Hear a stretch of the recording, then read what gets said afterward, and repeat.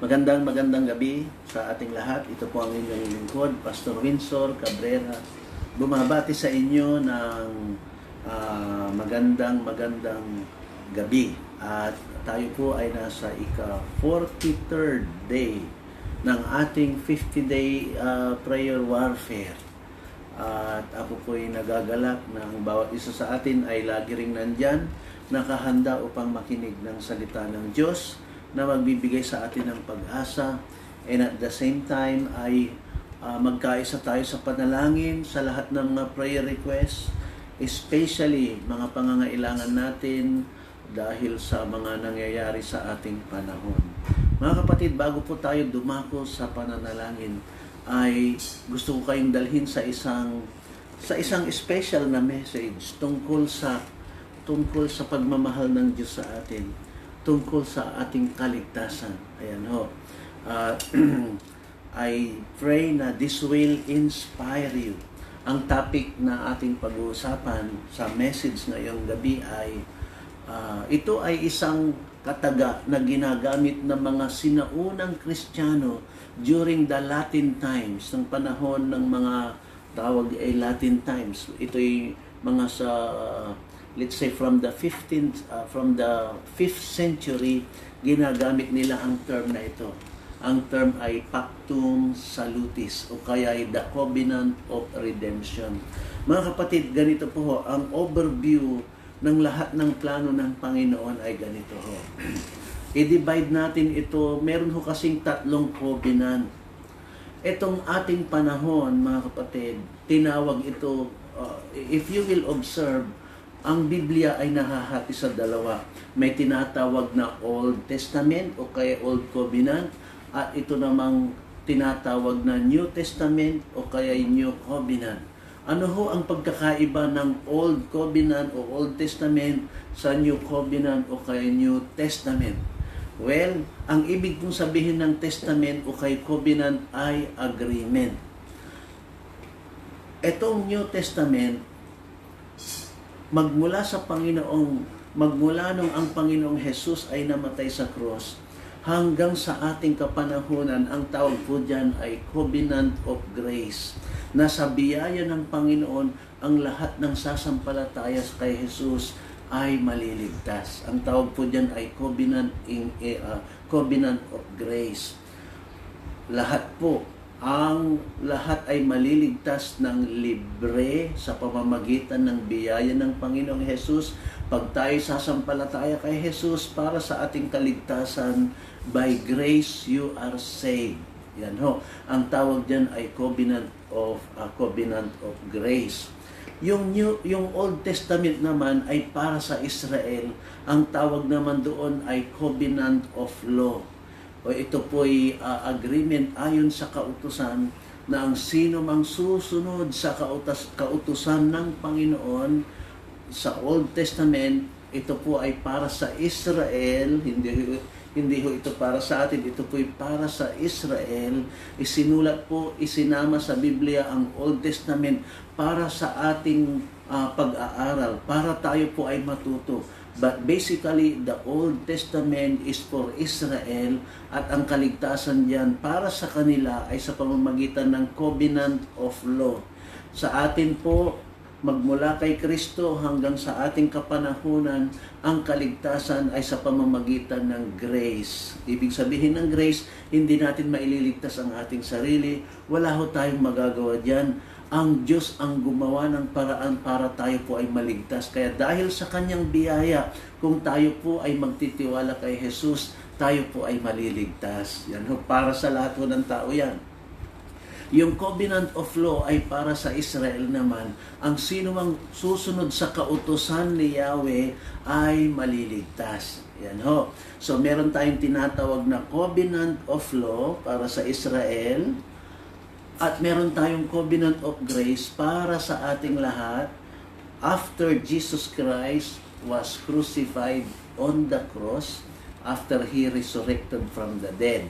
Ito naman pong Old Testament ay before Jesus Christ, lahat ho ng tao sa Israel kung sila po ay susunod sa kautusan ng Panginoon. They will be saved. Pero mga kapatid, ang Old Testament po ay nagbigay ng daan sa grace. Bakit ho? Kasi inilagay naman po talaga ang kautusan hindi upang patunayan na maliligtas tayo sa pamamagitan ng kautusan. Ang ibig pong sabihin niyan, inilagay ang kautusan upang ma-expose ang katotohanan na wala tayong kakayahang maligtas. Kaya dahil doon ay nanganak ito ng tinatawag na Covenant of Grace. Ibig sabihin, sa pamamagitan ng kautusan, lumalabas ang ating kahinaan na hindi pala tayo makasunod sa kautusan. Inilagay lang yung Covenant of the Law to prove to us that we cannot obey by ourselves. We cannot fulfill the law. Kaya si Jesus Christ na ho ang tumupad ng kautusan upang pagdating naman ng panahon, tayo naman po, hindi na tayo kinakailangan sumunod sa utos, sinunod na niya ang kautusan. Ang gagawin lang natin ay magtiwala tayo sa Panginoong Jesus at hayaan natin siyang mamuno sa ating buhay. So in a sense, kapag nasa iyo si Jesus, natupad ng kautusan, natupad mo na rin ang kautusan. Pero mga kapatid, bago po nagkaroon ng Covenant of Law at saka Covenant of Grace, meron pa hong naunang covenant. Ano po ito? Ito pong covenant ay pinag-usapan na ito ng Ama at ng Anak. Ang witness ay ang banal na spirito. Kaya ibig sabihin, ito pong paktong salutis, ito pong covenant of redemption, ito po'y plano ng Ama at ng Anak nung wala pa hong before the creation of the world. Yung pong covenant of grace ay sa panahon after Jesus Christ was crucified on the cross, lahat ng magtitiwala kay Jesus ay maliligtas. Ito namang Covenant of Law, bago kay Jesus sa Israel ho ito, lahat ng makakasunod sa utos ay maliligtas. Pero yun nga ho, inilagay po yung kautusan upang patunayan na wala tayong kakayahang sumunod. Kaya magigiboy ito sa Covenant of Grace na ang kaligtasan talaga, pati Israel, ay nasa pagtitiwala lang natin o pananampalataya natin kay Jesus. But again, bago po inilalang ang langit at lupa, bago nagkaroon ng Israel at bago nagkaroon ng mga hintil naman, wala pa hong langit at lupa, nandoon na ang Diyos, sapagkat ang Diyos, God is an eternal God. And the Godhead, pag sinabing Godhead, yung persona ng iisang Diyos, ang Ama at ang Anak at ang Espiritu, bago nilang lang ang langit at lupa, nandoon na ho sila. Nag-uusap na ho sila. The Father and the Son have an agreement long before you were born, long before the creation of the world. Pinag-usapan na ho nila. I want you to know that God in His foreknowledge, because God knows everything. Alam niya ho ang mga nangyari sa ating buhay. Alam niya ang mga nangyayari sa ating buhay. At alam niya ang mga mangyayari pa sa ating buhay. He is the God. He is the omniscient God. He knows everything. He knows the past, the present, and the future. Not only that He knows, but He plans everything. Mga kapatid, everything that has happened in the world, especially sa atin, I want you to know na ang plano ng Diyos sa iyong buhay, hindi ka pa pinapanganak. Hindi pa nilalang ang langit at lupa. Doon sa tinatawag na dateless past. Yan. Dateless kasi before the world began, before the time, before time existed, wala pa ho yung tinatawag na time, God is already there. The Father, the Son, and the Holy Spirit, they were already there. And this Godhead, nag-usap-usap na po sila. Lahat po ng nangyari sa Old Testament at nangyari sa New Testament at ang nangyayari sa buhay mo, kung bakit ka naligtas, kung bakit ka nakakilala sa Panginoon, o sa mga baguhan ngayon na ang buhay mo ay magulo, ang buhay mo ay empty, I want you to know na may plano ang Diyos sa buhay mo. Pinag-usapan na yan bago nilalang ang langit at lupa. Oh, hallelujah! Kaya mga kapatid, I want you to know that everything is going well. We may not understand what's happening today. Bakit nangyari ito? Bakit nangyari ito? Bakit dumaan ako sa masakit na karanasan, sa nakakahiyang na karanasan? Bakit? Mga kapatid, it's all plan, mga kapatid. At gusto kong malaman ninyo na God is in control. I do not believe that God has plan B for our salvation. No. Kasi pag sinabing plan B, ibig sabihin ba na bigo yung plan A, kaya siya nagkaroon ng plan B? No, God's ways are perfect and God will never fail. So ano man yung ating pinagdadaanan ngayon, please listen to me and please look at me. Ang nangyayari sa buhay mo, pinag-usapan na ng ating Amang nasa langit kasama ang kanyang anak na si Jesus. Pinag-usapan na nila kung ano ang gagawin para tayong lahat ay magkaroon, magbalik loob sa Diyos. Of course, for some reason, pati ang pagkabagsak ng tao sa kasalanan, the fallen man, mga kapatid, alam na ng Diyos yun na darating ang panahon na tayo ay magkakasala. Alam na ng Diyos na magkakasala si Adan at alam na niya na lahat ng tao ay mamanahin nila yung kasalanan na yon at lahat ng tao ay mahihiwalay sa Diyos. But I want you to know, ang plano ng Panginoon upang ikaw ay maligtas, magkaroon ng bagong buhay, magkaroon ng kapayapaan. I want you to know, long before the world began, everything is already planned. Hallelujah. Okay. Isa-isahin po natin. God in His foreknowledge, He already prepared our salvation. He already prepared that you will have a new life. Long before the world began. Bago nilalang ang langit at lupa, kilala ka na ng Panginoon. Alam na niya na ikaw ay ipapanganak. Alam na rin niya na mamanahin nating lahat yung kasalanan. Alam na rin natin na alam niya na ang ating buhay ay empty, ang ating buhay ay helpless, mayroong kulang sa ating puso. Pero mga kapatid, bago nangyari lahat yan, naihanda na rin ang ating kaligtasan. Hallelujah. Okay, let's move on. Ano ba itong pinag-usapan?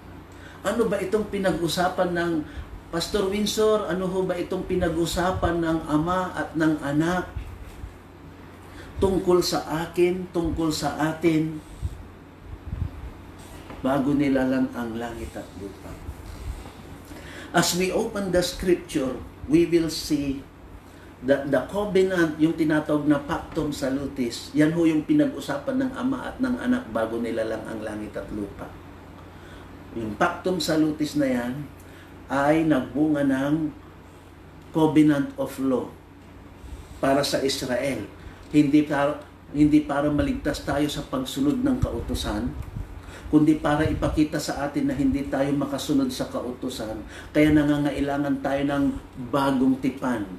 Ano ho yung bagong tipan? Ang bagong tipan, hindi mo kinakailangan sundin ang kautusan, pero sinunod ni Jesus yung kautusan. Ang gagawin mo lang ay sasampalataya ka kay Jesus para ka maligtas at pahihintulutan mo siyang mamuno sa buhay mo hanggang sa ang buhay ng Panginoon, ang kaluwalhatian ng Panginoon ay makita sa iyo. Hallelujah! I hope you are excited.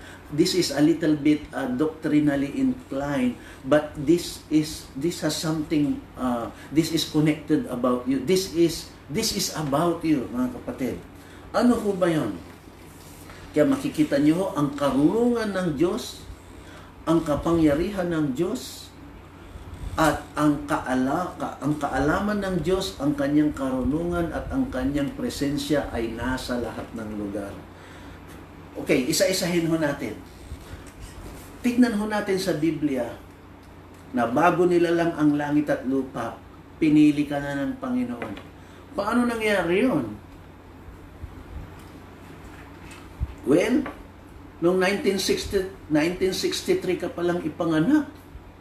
Paano mangyayari yun? Mga kapatid, bago ka pa ipinanganak, ikaw ay nasa isip na ng ating Amang nasa langit. At good news, pinili ka na niya. Hallelujah. Ephesians chapter 1 verse 4. For He chose us in Him before the creation of the world to be holy and blameless in His sight. Tagalogin natin, pinili ka na ng Panginoon bago niya nilalang ang mundo na ikaw ay balang araw magiging banal, magiging blameless sa Kanyang paningin. Oh, hallelujah. You see, alam niyo ba, for example, ako, hindi ko pa kilala ang Panginoon noon, hindi ko pa tinanggap si Jesus. Nandyan lahat ng klase ng kasalanan, nandyan lahat ng klase ng problema, nandyan lahat ng klase ng magulong pamumuhay. Pero hindi ko alam, nakaplano na pala na one day, ako'y tatawagin ng Panginoon, ako pala ay pinili na. Kailan niyo ako pinili? Nung tinanggap ko si Jesus? Hindi ho. Nung ako'y pinanganak? Hindi ho. Kailan niya ako pinili? Bago, nung panahon na nagkasala si Adan? Hindi ho. Bago nilalang ang langit at lupa, pinili ka na ng Panginoon. Isa pang reference, Ephesians chapter 3 verse 11. According to the eternal purpose that He accomplished in Christ Jesus.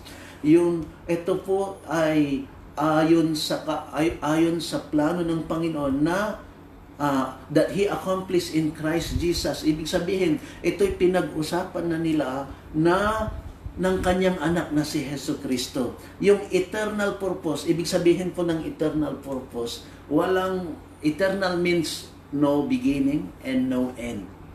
Eternal. Ibig sabihin, bago pa nilalang ang langit at lupa, meron na ho itong eternal purpose na ito na pinag-agrihan ng Ama, eternal purpose that He accomplished in Christ Jesus. Tutuparin ng Ama itong eternal purpose sa pamamagitan ng Kanyang anak na si Jesus. Ano yung eternal purpose? Yung ikaw ay pinili ng Panginoon. Na ikaw ay tutubusin ng Panginoon. Na ikaw ay babaguhin ng Panginoon. 2 Timothy 1:9. Ito ho ang nakasulat. He has saved us. Past tense po yung save, merong letter D. Tapos na. He had saved us and called us. Meron pong ed yung called. Tapos na. Iniligtas na niya tayo. Tinawag na niya tayo. He has saved us and called us to a holy life. Not because of anything we have done, but because of His own purpose and His own grace. Iniligtas ka niya, tinawag ka niya, hindi dahil sa sarili mong kakayahan, kundi dahil sa Kanyang plano at dahil sa Kanyang biyaya. Kailan yun? Hindi pa ho tapos yung verse. This grace was given us in Christ Jesus before the beginning of time. Bago pa nagkaroon ng time, iniligtas ka na, tinawag ka na hindi sa sarili mong kakayahan, kundi naiplano na niya at dahil sa Kanyang biyaya. Kailan? Before the beginning of time. Ano ang ibig sabihin niyan, mga kapatid? Naiplano na niya. Nasa isip, hindi ka pa pinapanganak. Kaya ang nanay mo at saka tatay mo, one night, they express their love to one another, then ipinanganak ka.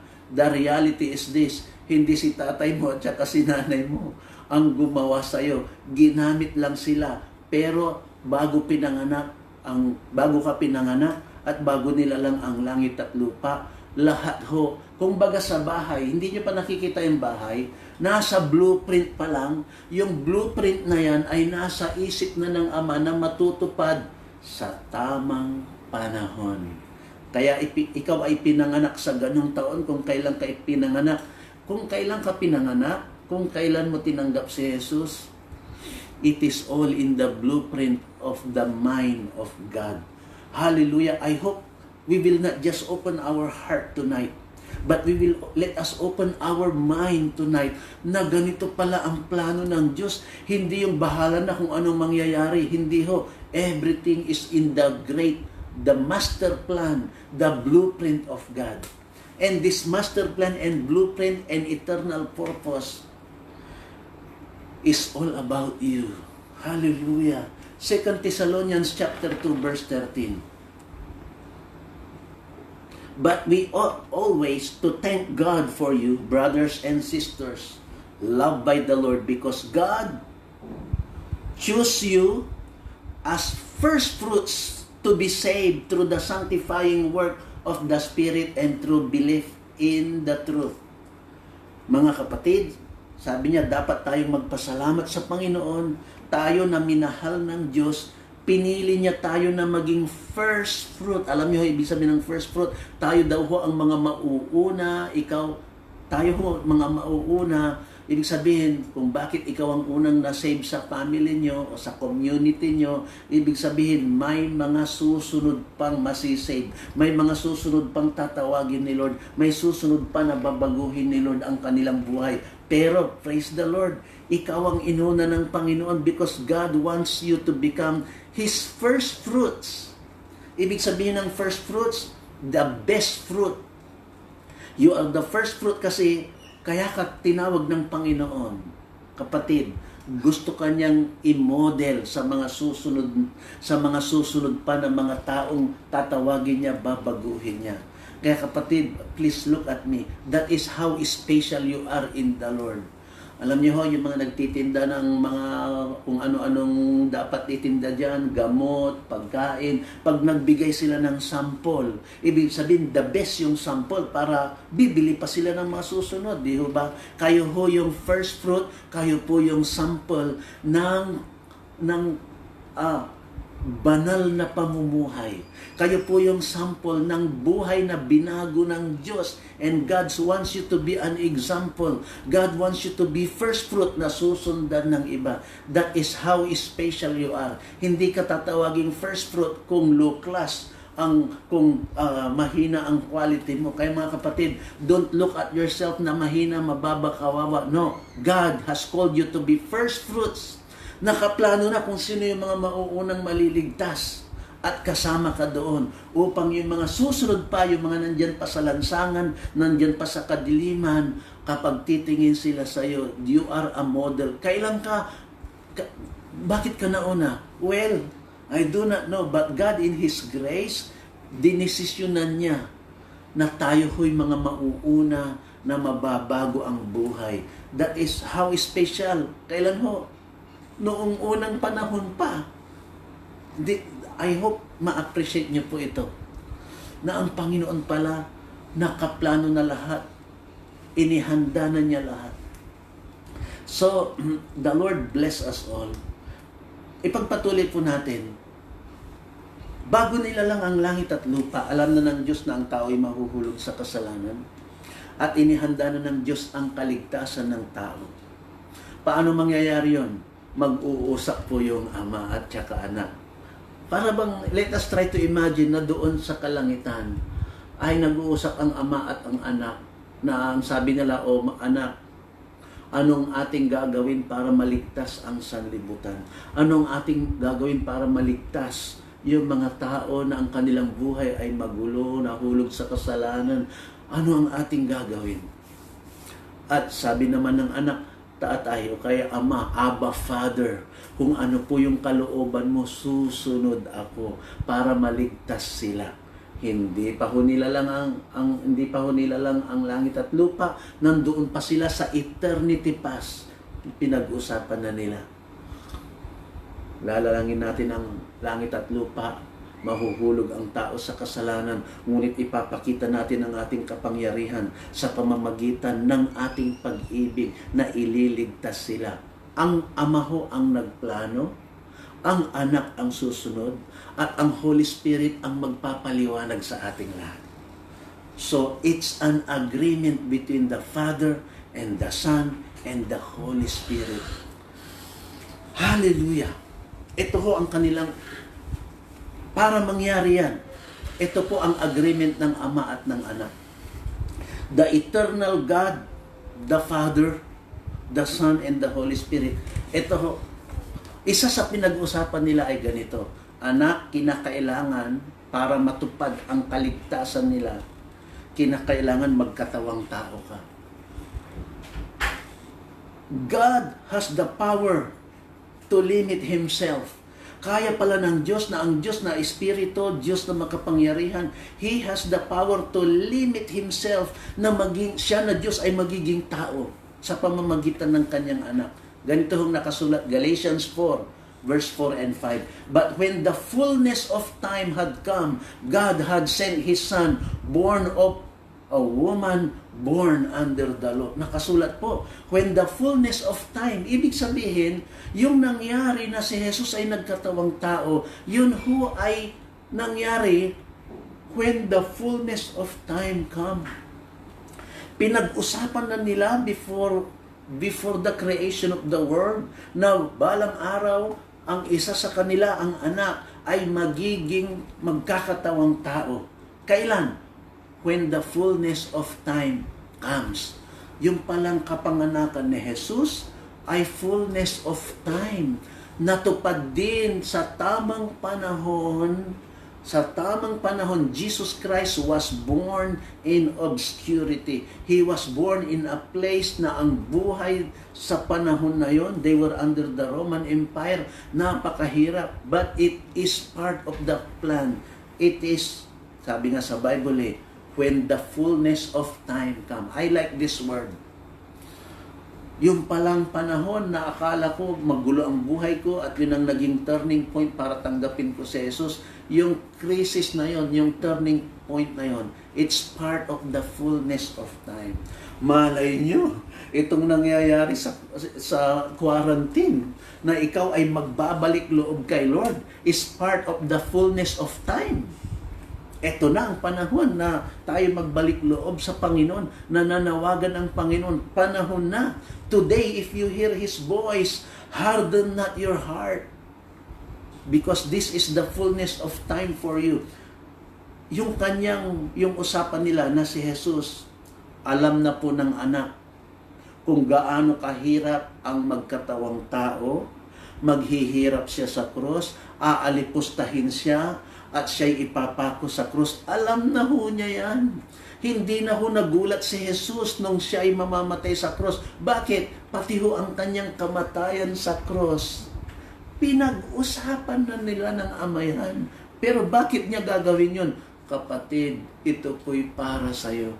Hebrews chapter 4 verse 15, for we do not have a high priest who cannot sympathize with our weakness, but He was in all points tempted as we are, yet without sin. Si Jesus po ang ating high priest. At ang sabi niya dito, nauunawaan niya ang ating kahinaan sapagkat siya rin nung siya'y nasa lupa, pinagdaanan niya lahat ng klase ng mga pagsubok, lahat ng klase ng temptation.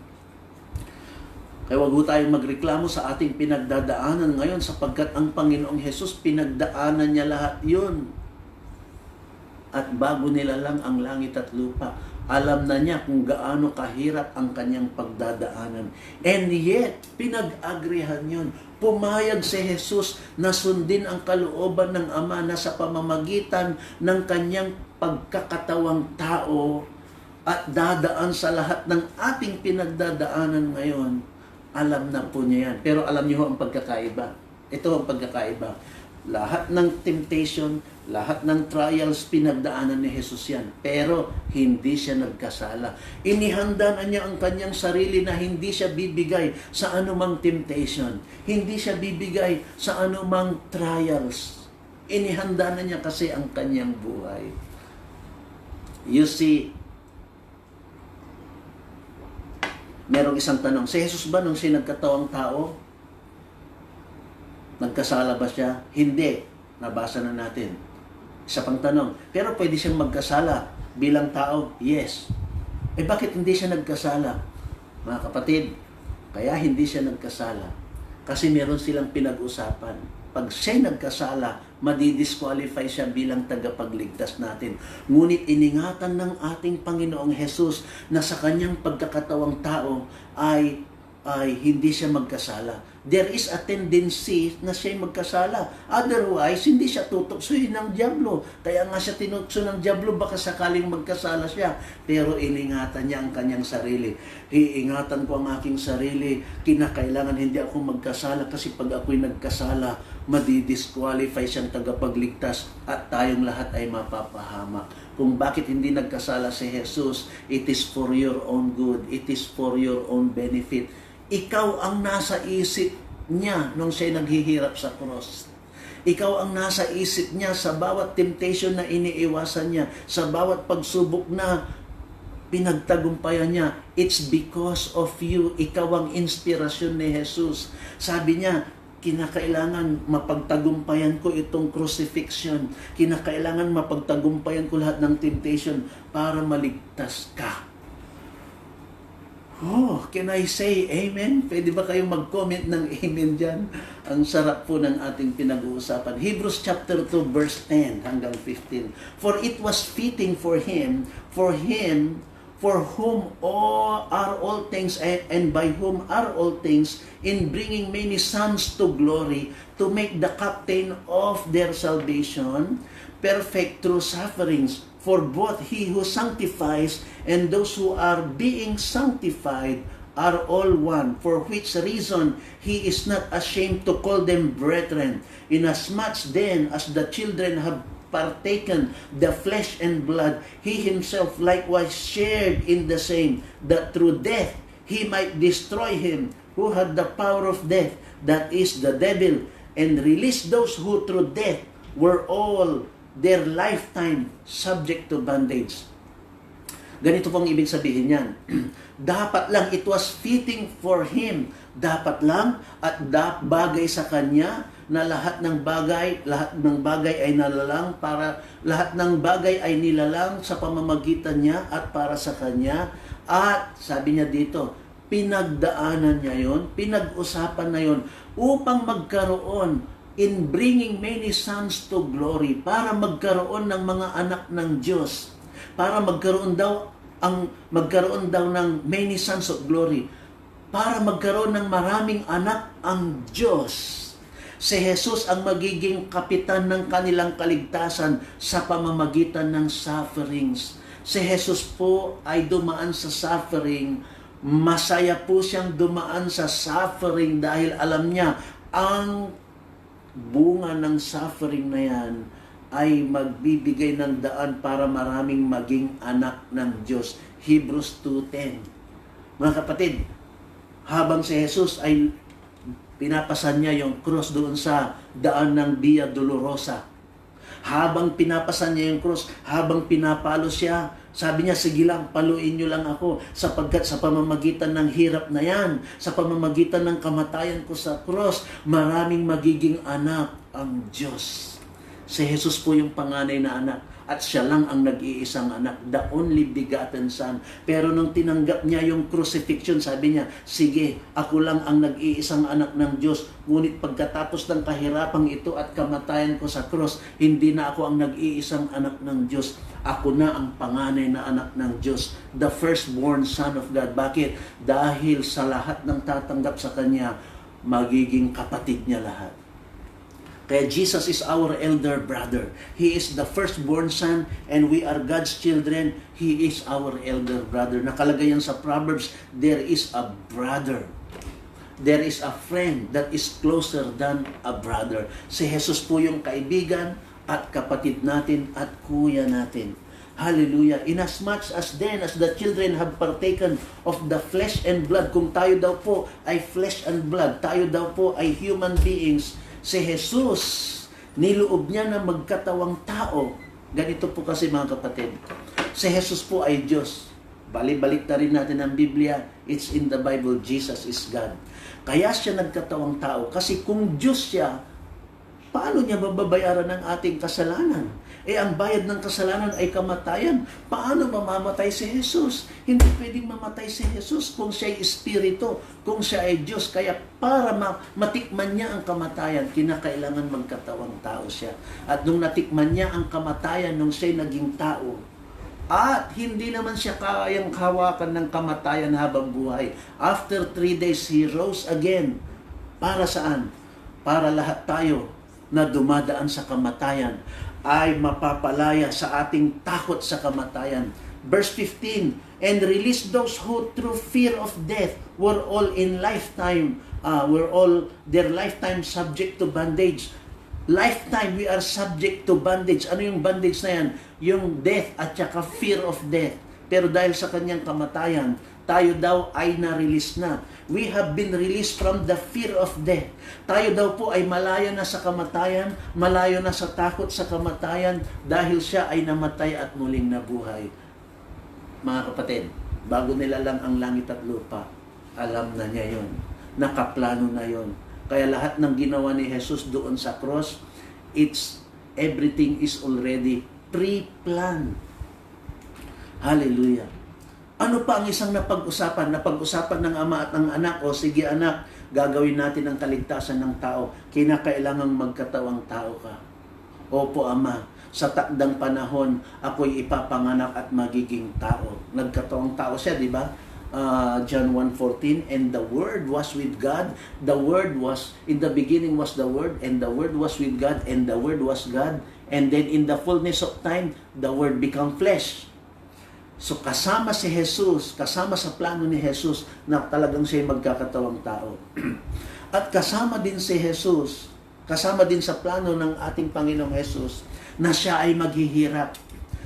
Philippians 2:6-8, who being in form of God, siya daw na Diyos, hindi niya inisip ang kanyang pagka-Diyos. Hinubad niya ang kanyang pagka-Diyos at siya'y nagkatawang tao, and being found in appearance of man, He humbled Himself and become obedient to the point of death. Kaya yung kahirapan at kamatayan ni Jesus sa cross, nakaplano na po yan. Even the death of the cross. Bakit death of the cross? Mga kapatid, maraming klase ng kamatayan ng unang panahon. Pwede kang pugutan ng ulo, pwede kang tusukin ng espada, pwede kang sunugin, pwede kang batuhin hanggang mamatay. Pero ang pinakamasakit, pinakanakakahiyang klase ng kamatayan, yung mamatay ka sa cross. Kaya pinili ni Jesus yung pinakakarumal-dumal na klase ng kamatayan para sa ating lahat. Ganon niya kasi tayo kamahal. Do not think that I came, Matthew chapter 5 verse 17-18, do not think that I came to destroy the law or the prophets. I did not come to destroy, but to fulfill. For assuredly I say to you, till heaven and earth pass away, one jot or one tittle will by no means pass from the law till all the law is fulfilled. Si Jesus daw ay nagkatawang tao para tuparin lahat ng kautusan. Ano ho ba ang isang kautusan diyan? Ito ho ang isang importanteng kautusan. Nakasulat po sa Bible yan. Eye for an eye, life for life. Kapag ikaw ay namatay, babayaran mo ng kamatayan yan. That is part of the law, na ang bayad ng kasalanan ay kamatayan. Kaya dapat merong mamamatay pambayad sa kautusan. Tinupad po ni Jesus yun. John 6:28, John 8:28 hanggang 29. Then Jesus said to them, when you lift up the Son of Man, then you will know that I am He, and that I do nothing of myself, but as my Father taught me, I speak these things, and He has sent me, and He who sent me is with me. The Father has not left me alone, for I always do those things that please Him.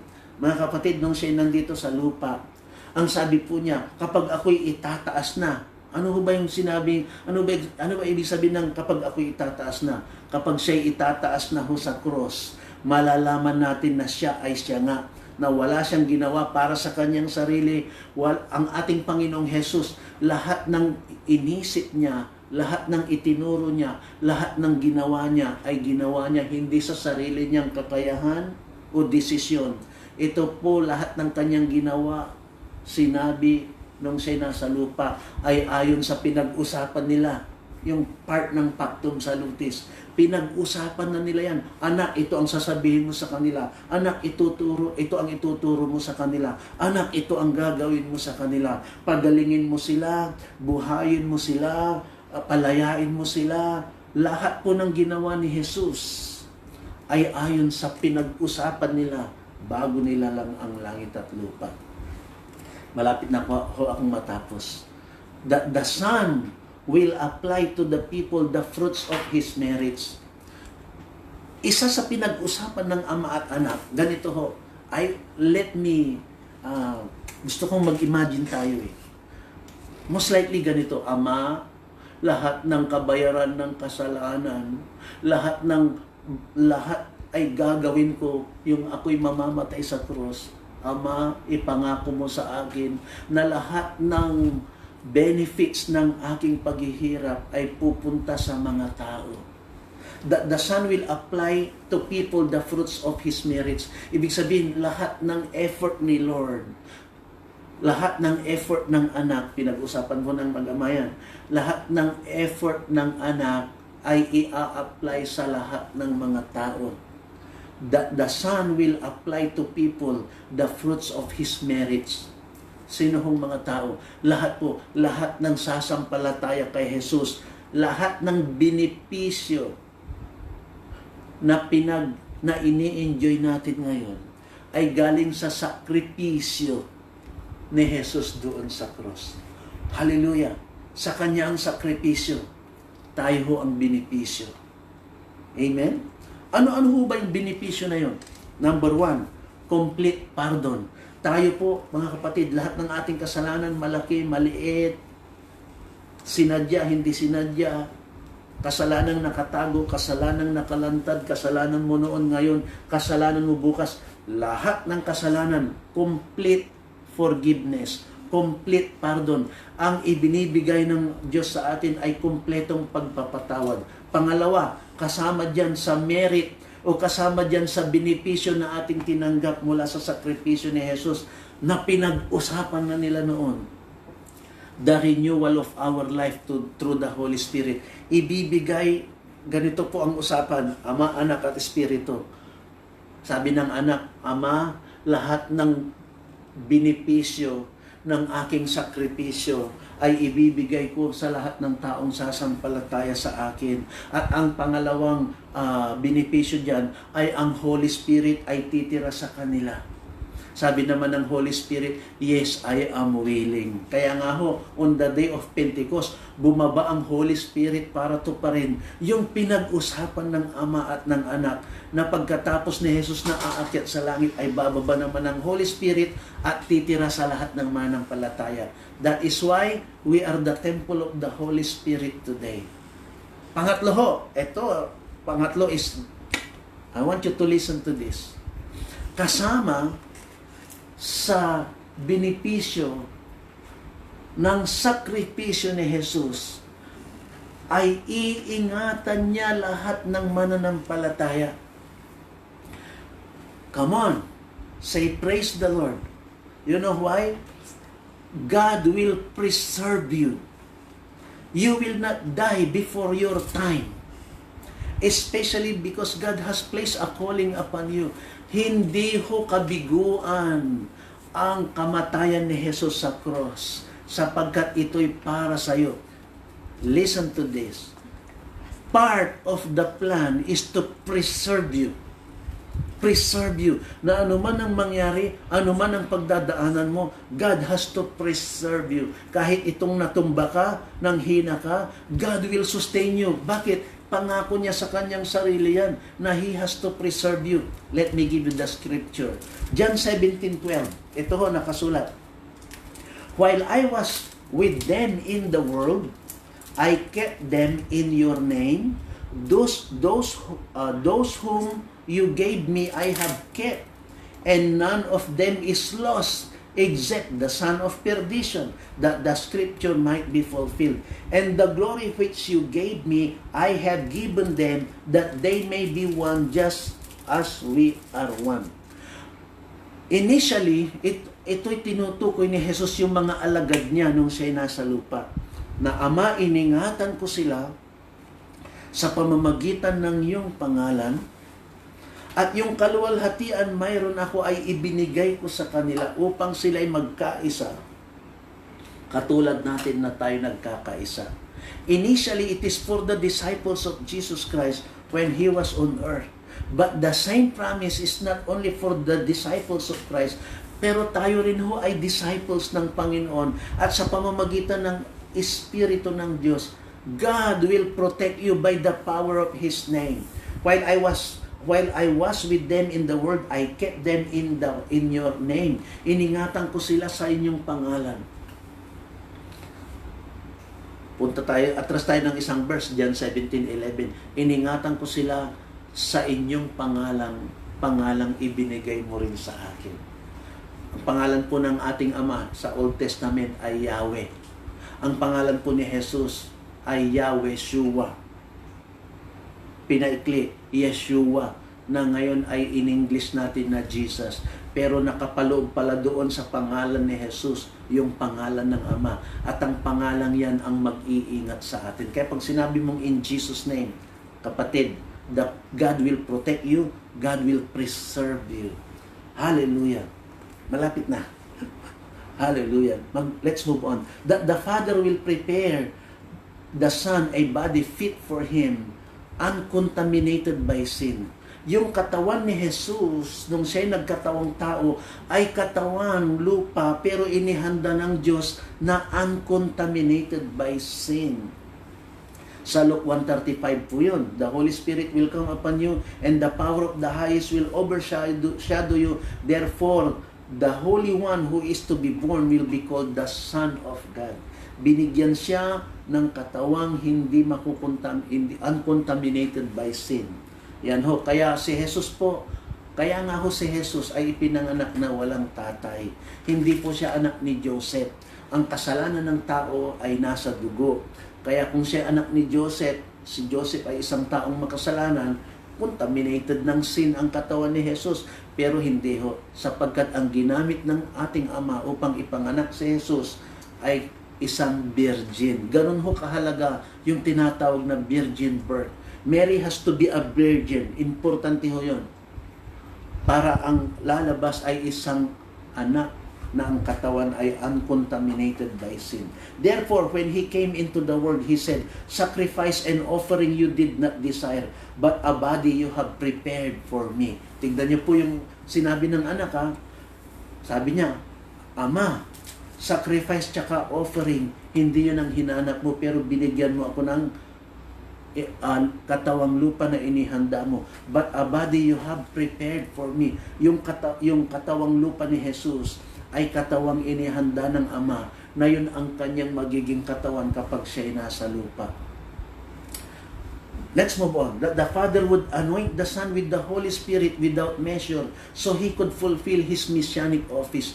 Para matupad ni Jesus ang kanyang trabaho na maging tagapagligtas, maging Misaya, ay ang Ama, i-anoint niya ang kanyang anak sa pamamagitan ng Holy Spirit. Sabi niya, anak, sige, magkatawang tao ka, pero tutulungan kita. Ikaw ay mapupuspos ng Holy Spirit without measure. Mga kapatid, ang anointing ni Jesus without measure. Unlimited anointing. Nakalagay ho yun sa Matthew 3:16. When He has been baptized, Jesus came from the water and behold, the heavens were opened. Bumaba sa kanyang Espiritu ng Diyos na parang kalapati. John 3:34, for the one whom God has sent,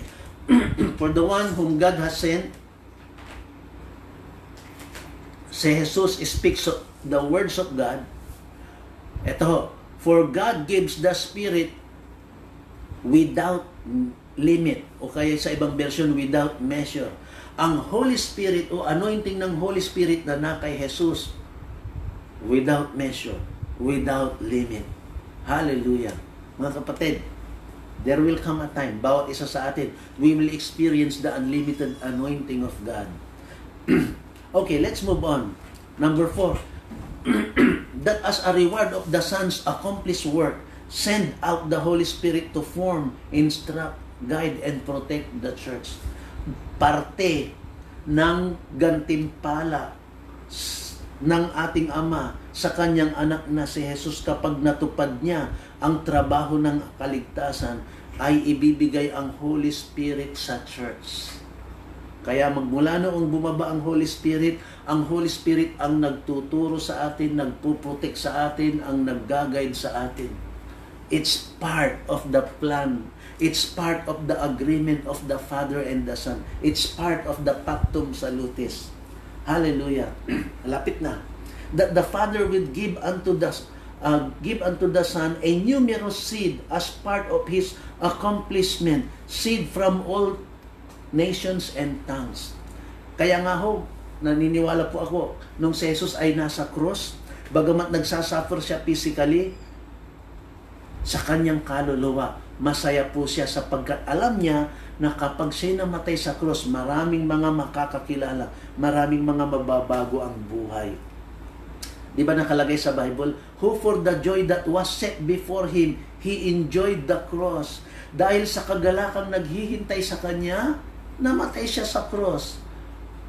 There was excitement in the heart of Jesus while He is being crucified on the cross. Because looking beyond, alam niya kasi na ang bunga ng kanyang paghihirap sa cross, magre-resulta ng maraming anak ng Diyos. Nakalagay po yan sa Revelation 7:9. After these things I look and behold a great multitude which no one could number, of all nation, tribes, peoples, and tongues, is standing before the throne and before the Lamb, clothed with white robes and palm branches in their hands. Maraming nagtuturo na kunti lang daw ang maliligtas. Napakahirap kasing maging Kristiyano, napakahirap maging maligtas, kaya kunti lang ho ang maliligtas. Mga kapatid, I don't buy that. Ayaw ko hong tanggapin yan. Kabiguan ba yung kamatayan ni Jesus? Pagkatapos ng matinding paghihirap niya sa krus, kunti lang ang maliligtas, kunti lang ang mababago ang buhay. Mga kapatid, hindi po kabiguan ang kamatayan ni Jesus doon sa krus. Magbubunga ng marami. It's written, Revelation 7, I look and behold, nakita ko, a great multitude which no one could number. Ang dami ng mga taong hindi mabibilang galing sa lahat ng bansa, sa lahat ng tribo, nation, tribes, peoples, and tongues. Hallelujah. What a day, glorious day that will be. Last na tayo. Hindi ko alam kung ilang minuto pa ang natitira, but I'm enjoying here, mga kapatid. Last. That the Father would commit unto the Son all heaven, all power in heaven and in earth. Sabi niya, anak, kapag ikaw ay nagkatawang tao at namatay sa cross, ikaw ay muli kong bubuhayin. At sa iyong katapatan sa ating pinag-usapan na ikaw ay mamamatay sa cross at maraming maliligtas, isa sa gantimpala ko sa iyo, anak, lahat ng kapangyarihan sa langit at lupa ay ibibigay ko sa iyo. Kaya sinabi ni Jesus sa Matthew 28, all power and authority in heaven and in earth has been given unto me. Sinabi po ni Jesus yun nung siya pagkatapos niyang namatay, nilibing at muling nabuhay. Sabi niya, nasa akin na lahat ng kapangyarihan sa langit at lupa. Kaya, dahil nasa akin ang kapangyarihan, humayo kayo. Go and make disciple unto all nations. Kaya mga kapatid, itong ating ginagawa na pagpapaliwanag ng salita ng Diyos upang marami ang tumanggap kay Jesus, upang marami ang magkaroon ng bagong buhay, magkaroon ng pag-asa. Nagagawa po natin ito dahil sa kapangyarihan ng Espiritu at sa kapangyarihang ibinigay ng Ama sa kanyang anak na si Jesus. We do this not on our own power. The reality is, we are powerless.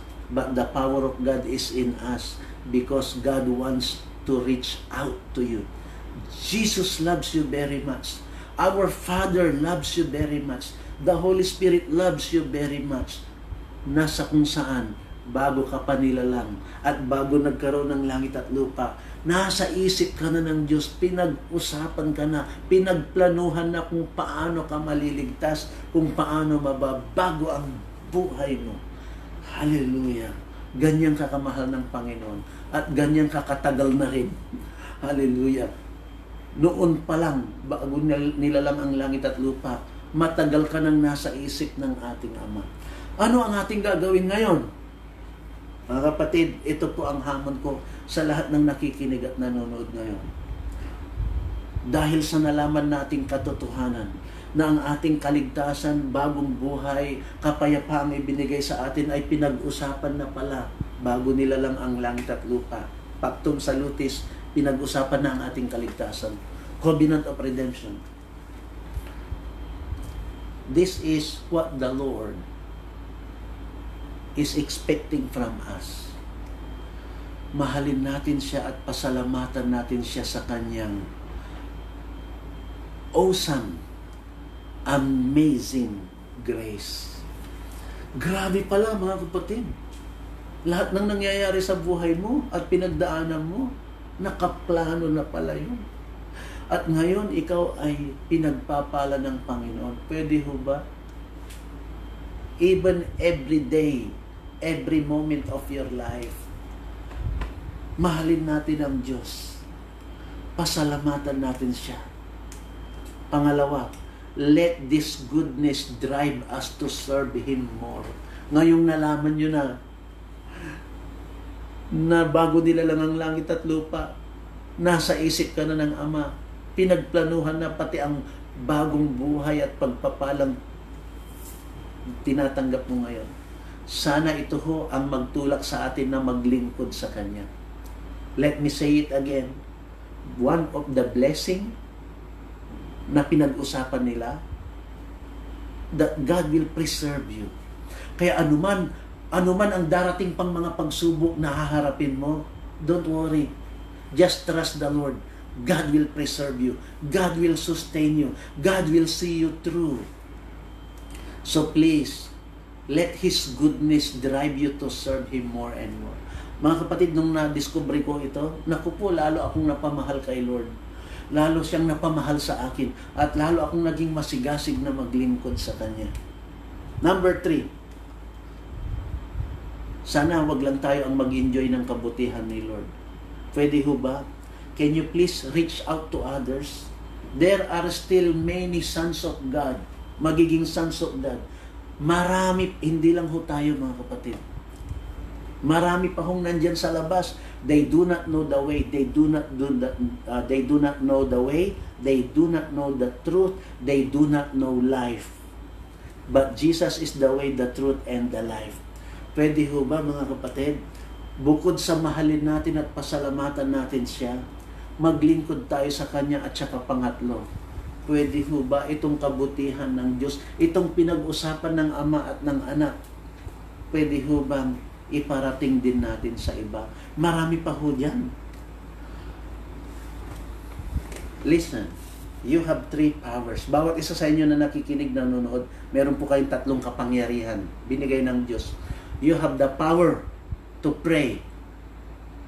You have the power to give. And you have the power to invite. So ngayon, we cannot invite them into the church. But we can invite them through watching and listen to this. Hindi lang ho ako, marami pa kung kaming nagpipreach sa Facebook Live. Please be part of this. Please tag somebody. Please share this word. Para marami pa ho dyan. Marami sa kanila, mga kamag-anak natin, mga kaibigan natin, mga katrabaho natin, especially ngayon, the desperate world needs the divine word, especially during these desperate days. This is the best time. This is your opportunity to reach out to them. Ipasa nyo ho itong mga video na ito na nagbibigay ng pag-asa sa lahat ng magtitiwala sa Kanya. Mga kapatid, thank you very much for listening. Oh, hallelujah. Lagi natin silang pasalamatan, lagi natin siyang pasalamatan at maglingkod tayo sa Panginoon, and then ibahagi natin ito sa iba. Salamat po. Eksakto ho na 7:00 na. Tayo po'y manalangin. Lord, aming Ama, sa inyo po kami po'y nagpapasalamat sa inyong kabutihan sa amin. Thank you, Lord, for this precious message, the covenant of redemption, the pactum salutis ng bawat isa po sa amin, Panginoon, ay mahal mo at pinlano mo na lahat, Panginoon, ng aming pinagdadaanan at tutulungan mo kaming magtagumpay sa lahat ng paraan. Lord, in the name of Jesus, we come to you, Lord, asking you once again na ingatan niyo po kami. Lord, we pray for all the people na sa panahon ngayon ay dumaraan sa pagsubok. Lord, pagalingin niyo po lahat ng mga may sakit, especially mga affected ng COVID-19. Lord, somebody out there, Adonis Doria, we do not know kung siya infected o hindi, but we pray, Lord, anumang symptoms mayroon yun, Father, in Jesus' name, I just declare, ang kapatid na ito na nandoon sa UK, Lord God, ay, Lord, kung hindi siya infected, Lord, protect him. Kung siya naman ay infected, right now, we declare your supernatural healing touch over them. Lord, ingatan niyo po ang mga frontliners, lahat ng mga doctor, nurses, and medical personnels, lahat ng nagtatrabaho sa ospital. Protect them, Lord. At ganun din, dalangin ko, Panginoon, sa oras na to. Lahat ng may mga pangangailangan, provide for them. And Lord, bless our government. Ingatan niyo po at pagpalain lahat ng kamag-anak namin nasa iba't ibang bansa ng buong mundo, especially lahat, Panginoon, ng mga nakikinig at nanonood ngayon. Kasama na ang kanilang mga kamag-anak. Pagpalain niyo po sila, Panginoon.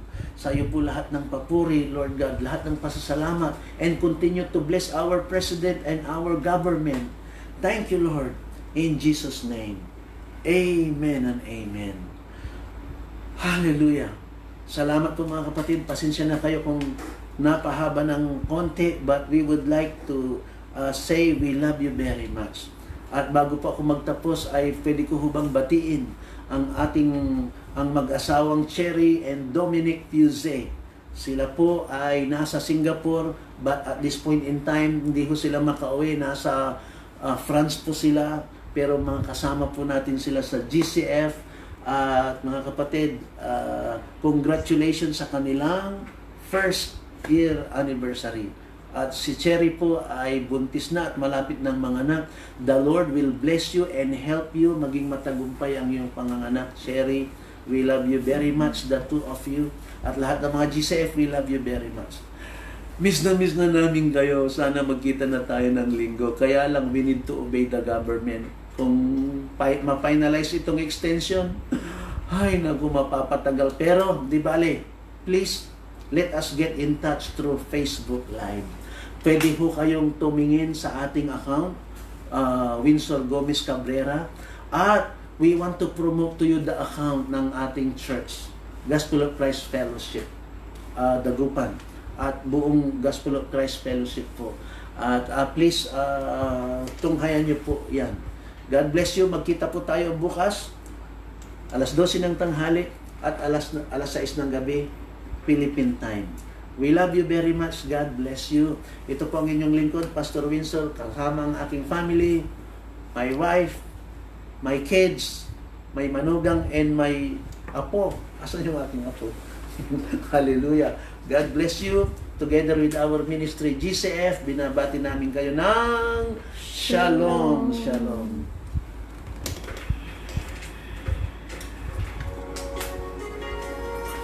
Mga kapatid.